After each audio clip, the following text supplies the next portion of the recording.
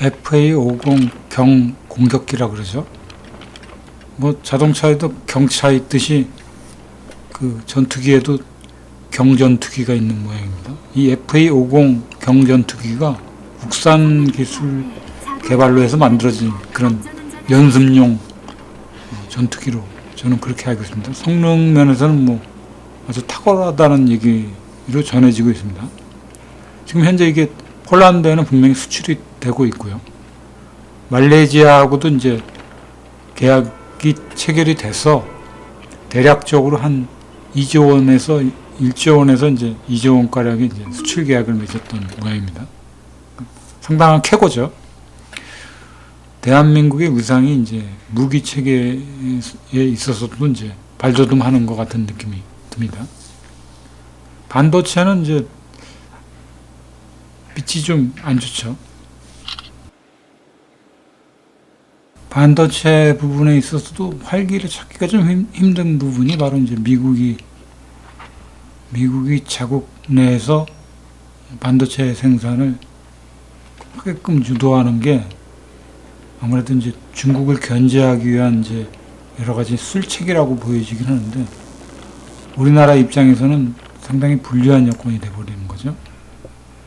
반도체 강국이면서 그 기회를 미국이 가져가려고 하는 그런 느낌으로 저는 받아들여지고 있습니다. 이런 상황에서 위기 돌파를 어떻게 될지 모르는 게 이제 지금 상황이죠.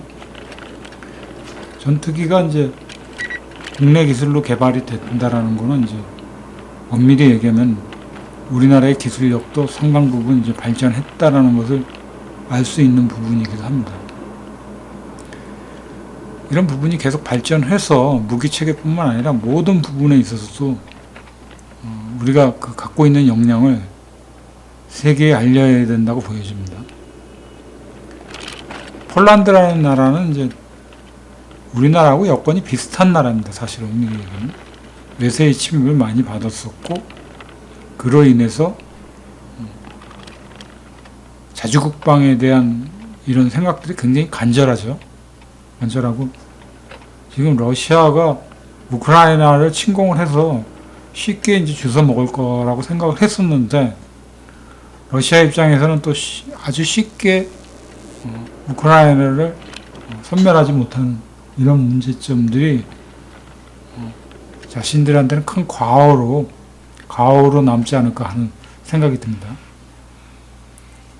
러시아가 워낙 강대한 나라이기 때문에 모든 전문가들이 봤을 때는 우크라이나가 쉽게 물러날 것이다 이렇게 생각을 했는데 의외로 그 저항이 굉장히 드세죠. 지금 저항이 드세고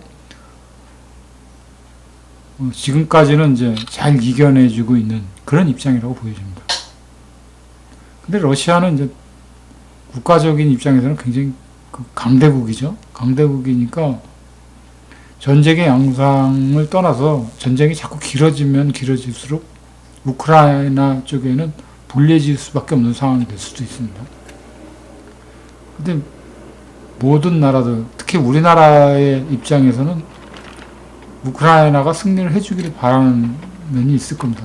물론 국가적인 차원인지 국민적인 정서에서의 측면인지는 모르겠지만 러시아가 힘을 믿고 이런 우크라이나나 폴란드를 과소평가하고 침략하는 것에 대해서 서방 국가뿐만 아니라 우리나라 입장에서도 그렇게 썩 좋아 보이는 느낌으로 다가오지는 않습니다.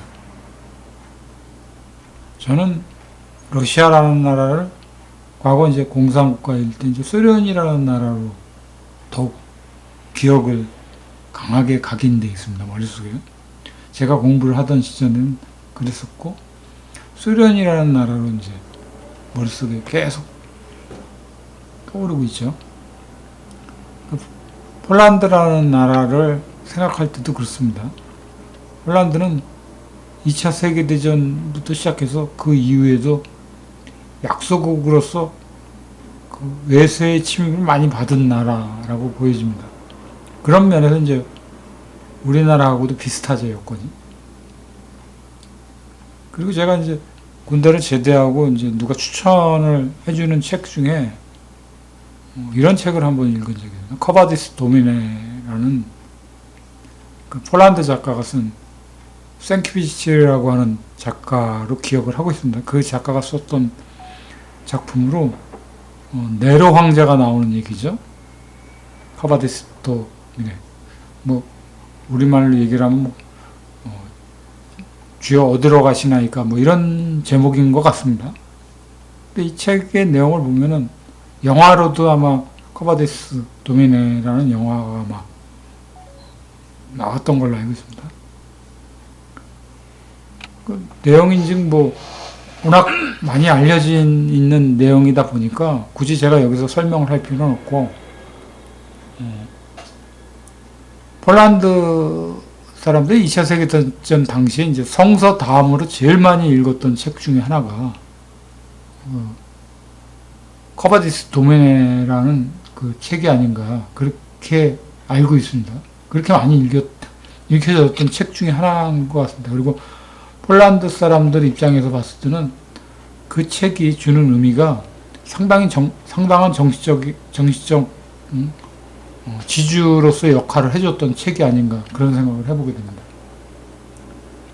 그래서 저도 하도 오래전에 읽어봤던 책이라서 폴란드 얘기가 나오니까 그런 생각이 갑자기 떠오르게 돼서 이제 정확한 내용은 아니지만 예전의 기억을 더듬어서 한번 이런 얘기를 진행을 해봤습니다. 그래서 폴란드도 우리나라에 대한 그 느낌이 굉장히 좋죠. 같은 입장이고 이제 그런 느낌이다 보니까 폴란드 입장에서는 굉장히 그 자주국방에 대한 것도 강렬할 수밖에 없고요. 더군다나 이제 러시아가 우크라이나를 침략하는 과정을 보고 깜짝 놀라는 거죠. 자신들도 러시아에게 당할 수밖에 없는 상황이 될 수 있다는 것을 간접적이나마 이제 알고 있는 겁니다. 그래서 서방 국가 중에서는 이제 폴란드가 아주 적극적으로 우크라이나를 지원해 주는 걸로 알겠습니다. 그래서 우리나라에서도 이제 K2 전차라든가 이런 걸 수입을 대거 많이 해갔죠. 그리고 국산 전차에 대해서도 굉장히 호응도가 굉장히 폴란드에서 높은 걸로 알겠습니다. 이게 서방에 이제 전차가 들어감으로 해서 그 대한민국 무기 체계에 대한 어떤 위상이 굉장히 올라갈 것이라고 저는 봅니다. 폴란드가 이제 이거 수입을 해가서 극찬을 하는 걸로 제가 알고 있습니다. 지금 이 전투기, 경전투기도 이제 수입을 해갈 것으로 알고 있습니다.